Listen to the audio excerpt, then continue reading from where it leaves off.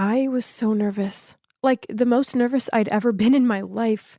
I didn't even know it was possible for a press conference to get so crowded. Suddenly, the flashes came at me from every direction. It was almost blinding, but the clicking didn't stop, as well as the sound of them calling my name. Hazel, look here! Here, over here, Hazel! Oh my gosh, why was this so chaotic? I started to panic, so I ran away. But I'd only taken a few steps before thump! Oh, these stupid high heels. Oh, hi. I didn't see you there. Well, let's be real, it's kind of hard to see anyone from this angle. Then from every direction, the reporters swarmed in like starving vultures, trying to take pictures of me. I was still confused and didn't know what to do when... Gentlemen, please give her some space. Are you okay? Robert, my adoptive dad, came to help me up. Excuse us, this is her first time attending such a crowded event. If it's all right with you, we'll help her answer your questions. Phew, I'd finally escaped the chaos. Or so I thought.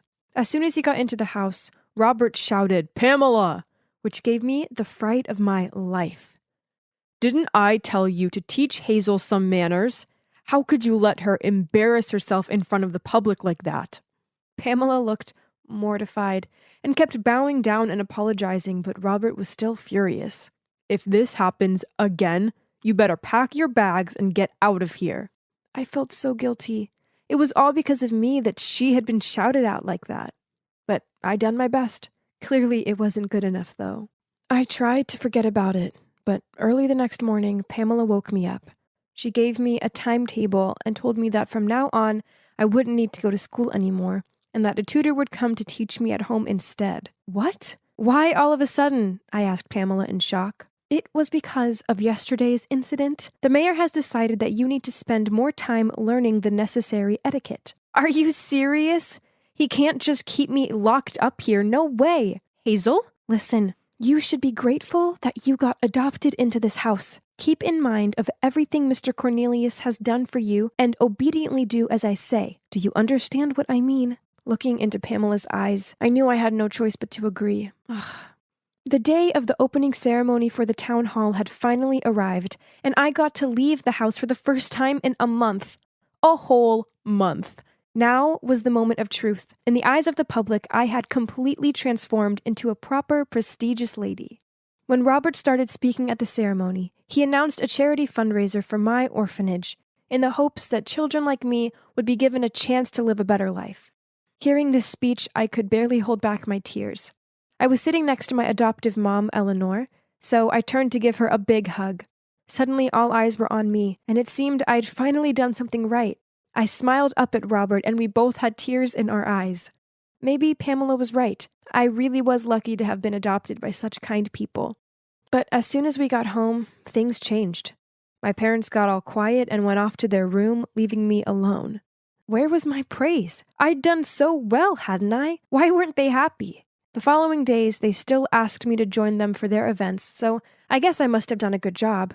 And while the media and public were around, they were all touchy-feely and affectionate towards me, constantly praising me. We must have looked like the perfect family. But the minute we got home, they'd ignore me, and if they wanted to tell me something, they'd get Pamela to speak to me. It was so flipping weird. I actually started to feel quite lonely and depressed. And even though I was living in the lap of luxury, I missed the orphanage. One day, Pamela's daughter, aka the only friend I had in this enormous mansion, Paisley, saw how upset I was and asked, "Hey, so why do you agree to move into this house? You're clearly unhappy here." Paisley got me. She was the same age as me, so we were on the same wavelength. I was nervous to tell her how I felt, but I knew she would understand, so I told her everything. The thing is, I actually have a sister. She's only 8, and she's called Amber. That's why I was missing the orphanage. She was still there. She's got congenital heart disease, so after our parents passed away, the orphanage couldn't afford her hospital bills. When the mayor's family decided to adopt me, I refused because I didn't want to leave Amber alone. But then Robert offered to pay for her medical treatments if I agreed, and well, the rest is history. You see, I can't just leave. If I did, what would happen to Amber? Oh, Hazel, I didn't know. I'm so sorry. But I need to be honest with you. One time I overheard Robert and Eleanor saying that you were the perfect girl to play this role. Huh? What role? That meant... Were they using me for something? It didn't make any sense, but those words kept lingering on my mind until... One time, Eleanor asked me to join her at a charity event, which she said was going to be broadcast on TV. Our job was to prepare homemade food and give it out to the homeless. I was so excited, but when I walked into our kitchen, I discovered the chefs had already cooked everything before the filming crew arrived. I was so disappointed and asked Eleanor about it. She just laughed and said, "Oh, no, sweetie, our job is just to look pretty and graceful in front of the camera." Then before distributing the food, she gave me a pair of gloves and said, "Don't touch any of their hands, okay? They are filthy." Oh my gosh, how could she say such things? Oh, then it hit me. I understood what Paisley had said now. The affection and kindness that the Corneliuses were showing me was actually just for show. All to win over the audience, aka the public, while this was their very true face. I had to do something about this. I couldn't let them keep on deceiving the public like this.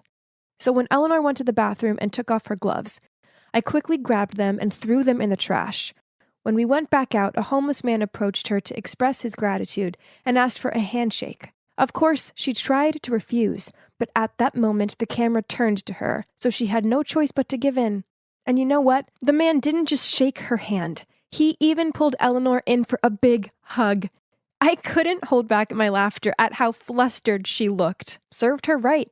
Afterward, Eleanor grabbed my arm and dragged me to a quiet corner. Then she said, "It was you who did this, wasn't it?" I pretended to have no idea what she was talking about, and this just infuriated her even more. Then later that evening when we got home, Robert was already waiting and shouted at me, "What do you think you're playing at?" I was confused, but then Eleanor added, "Don't you ever mess with me like that again." Now listen closely. Don't you miss your little sis? Aren't you curious if she's doing okay or not?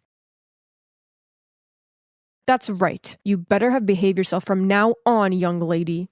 I was so shaken by what they'd said. I didn't even want to leave my room. What if something happened to my sister? Then suddenly, Paisley climbed through my window into my room. As soon as I saw her, I burst into tears. "Paisley, please help me with this. I need you to go to my orphanage and check on Amber and see if she's okay." A few hours later, Paisley came back panting. "Your sister? She's not doing good." What? But hadn't she been receiving money for her monthly treatments? Paisley shook her head. "The nuns there said they hadn't received a penny since you left. Now Amber is barely surviving."